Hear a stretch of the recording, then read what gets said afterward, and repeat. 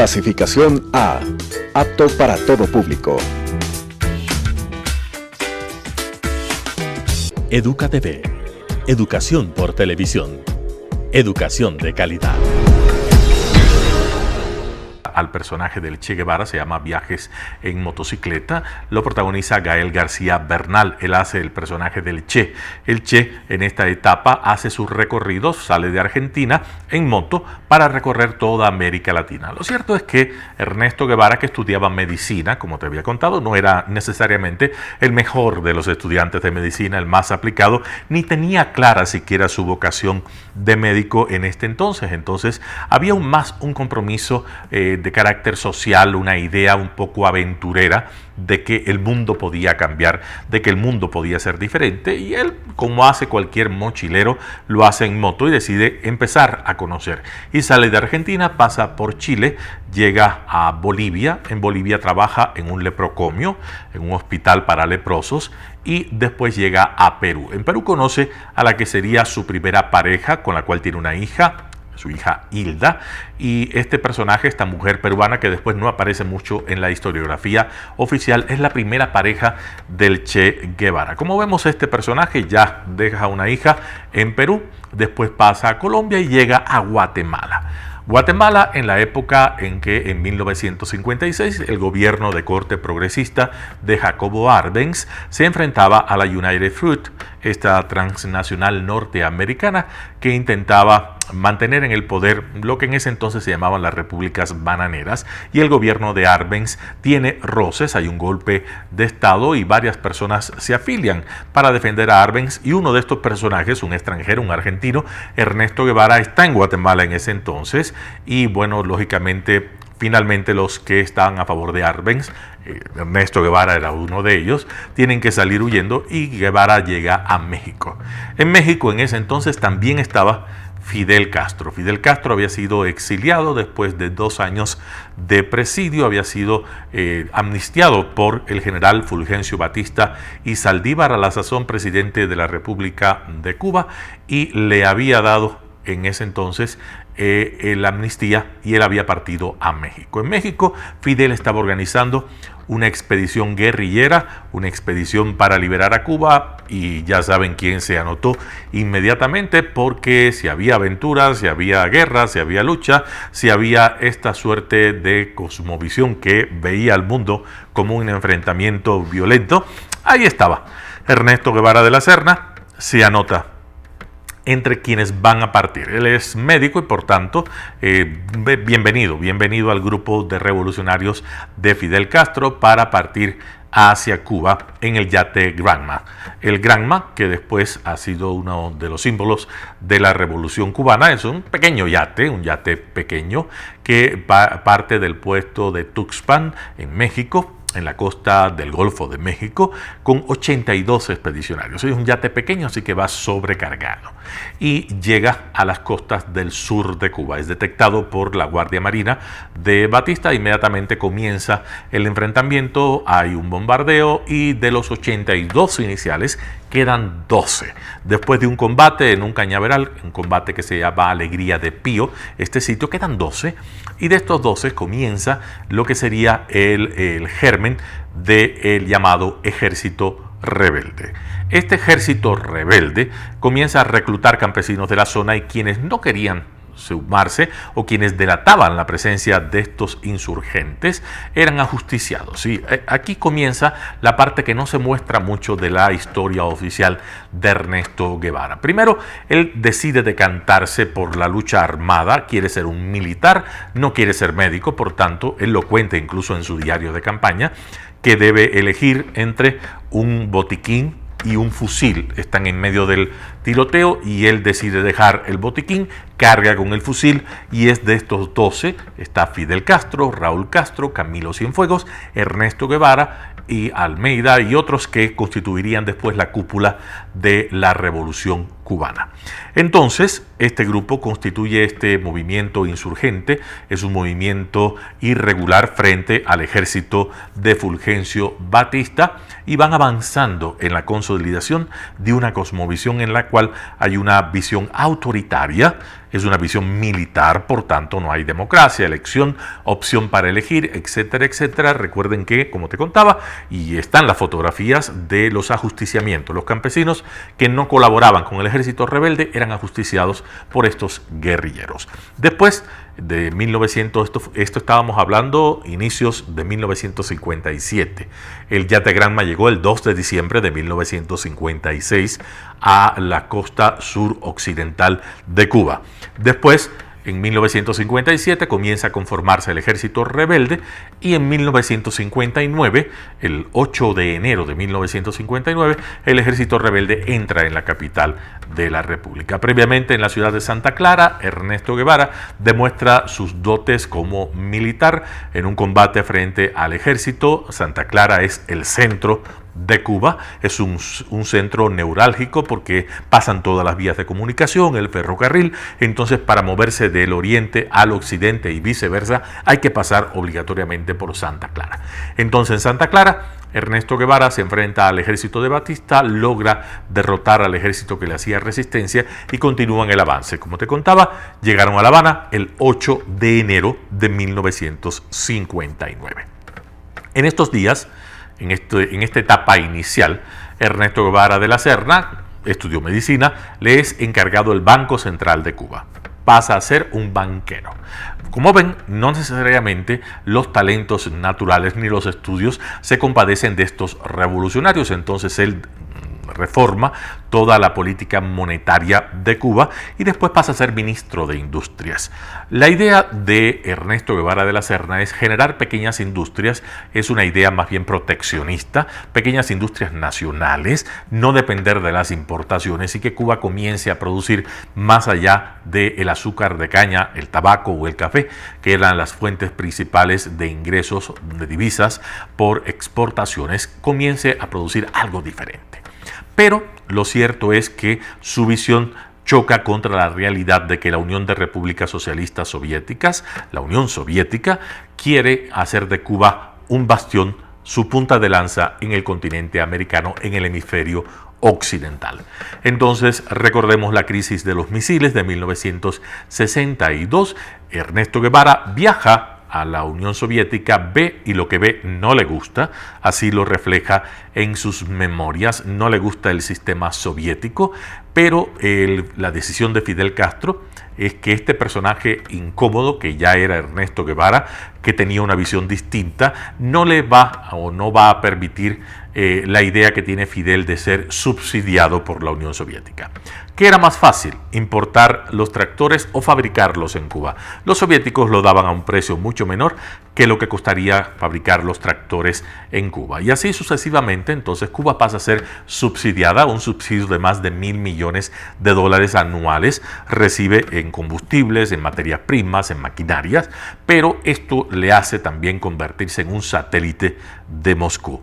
Quiere decir, en plena Guerra Fría estábamos muy cerca, la gente de la Guerra Mundial, la crisis de los misiles, te recuerdo, nuevamente fue en 1962, misiles atómicos estaban apuntando desde territorio cubano a territorio norteamericano. La distancia es extremadamente corta, desde La Habana hasta el sur de la península de la Florida son 180 kilómetros, 90 millas, algo muy cercano que un cohete intercontinental podría sobrevolar sin ningún tipo de problema. Entonces, esta es la llamada crisis de los misiles. Después Nikita Khrushchev y Kennedy hacen el arreglo, dejan por fuera a Fidel Castro, él se molesta mucho, y en este entonces ya Ernesto Guevara estaba cocinando otra idea. Él no quería seguir en Cuba siendo un ministro, siendo un burócrata, era un aventurero, ¿sí? Recuerda lo que te conté, el viaje en moto, después el escarceo en Guatemala con el ejército guatemalteco, el encontronazo con Fidel en México, la llegada a Cuba, y él piensa organizar una guerrilla porque su idea es establecer la guerra de guerrillas a nivel internacional y con la lucha armada destruir al capitalismo.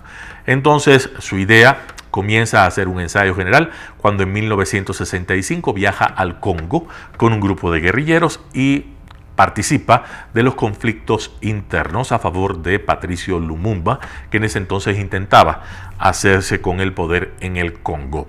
La aventura del Congo no salió muy bien, pero fue un ensayo general para su idea de organizar una guerrilla en América Latina. ¿Qué país eligió? Bolivia. ¿Por qué?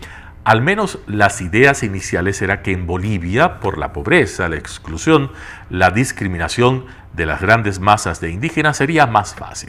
Lo cierto es que no lo fue.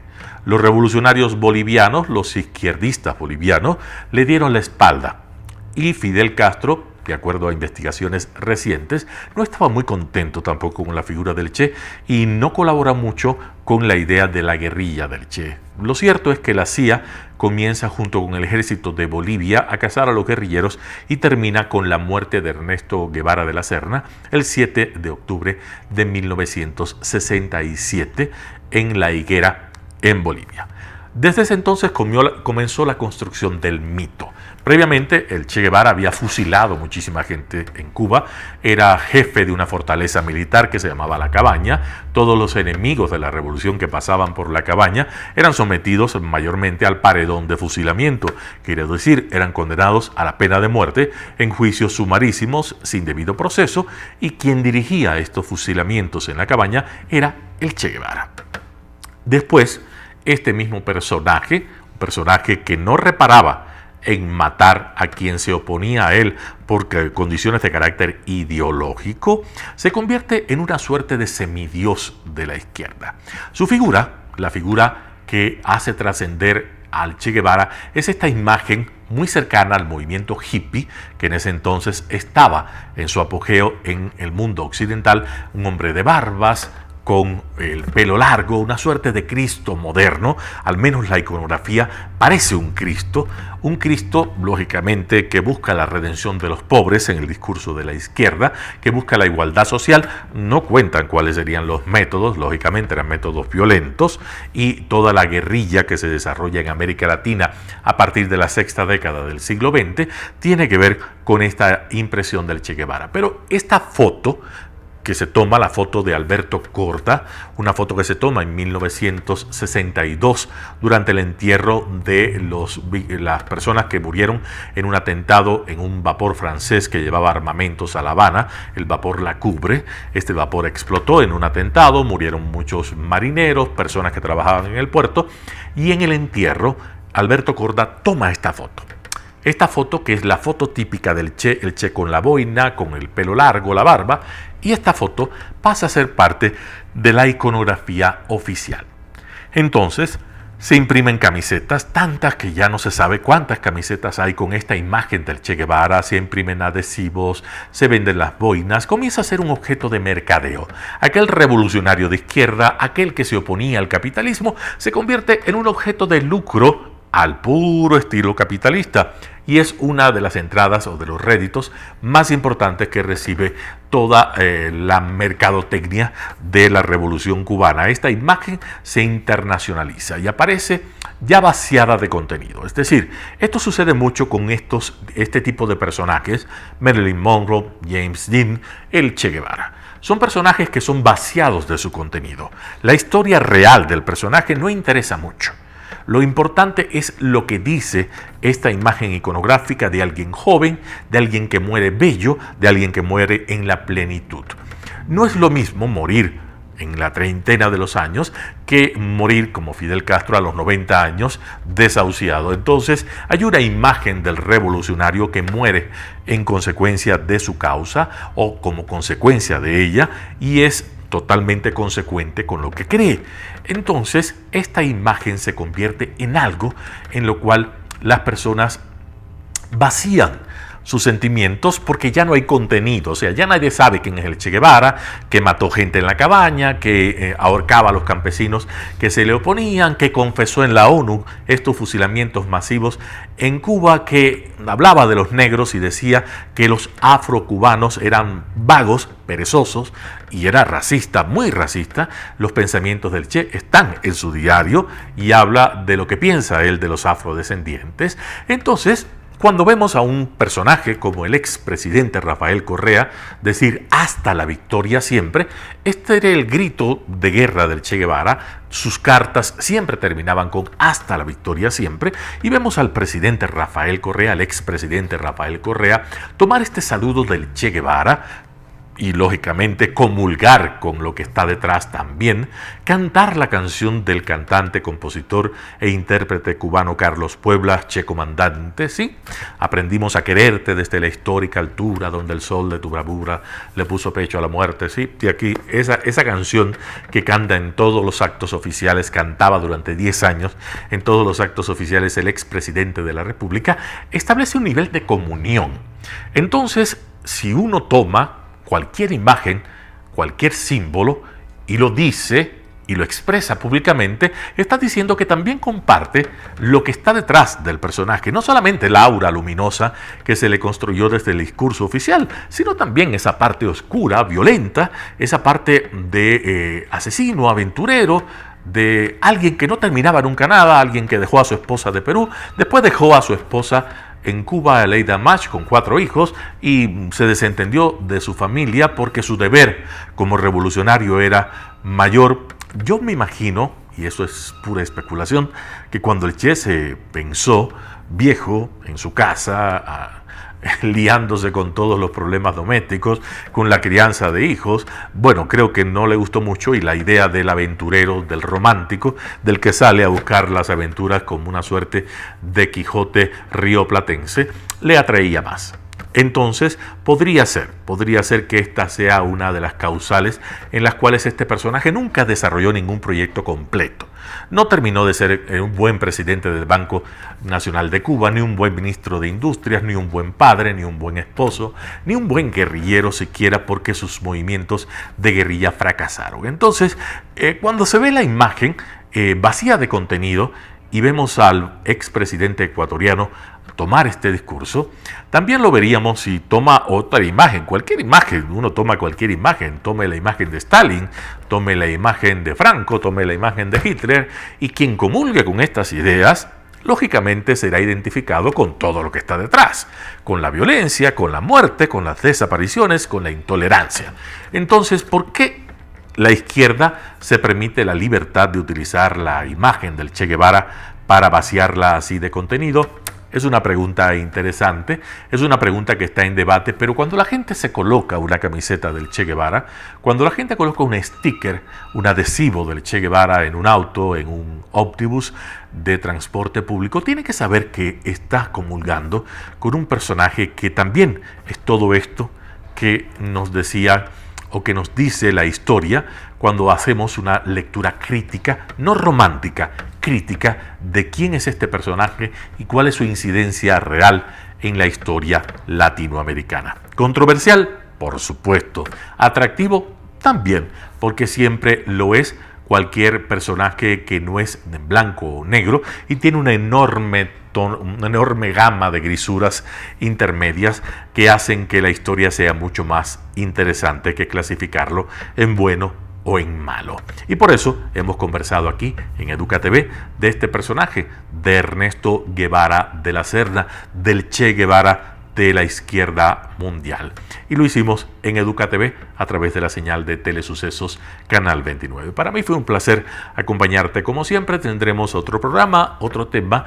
Conversa conmigo de lo que quieras, porque siempre no hay cosa más grata que colocar ese sentimiento y ese conocimiento en un sitio tibio y compartirlo con amigos. Así que muchísimas gracias. Hasta entonces. Educa TV. Educación por televisión. Educación de calidad.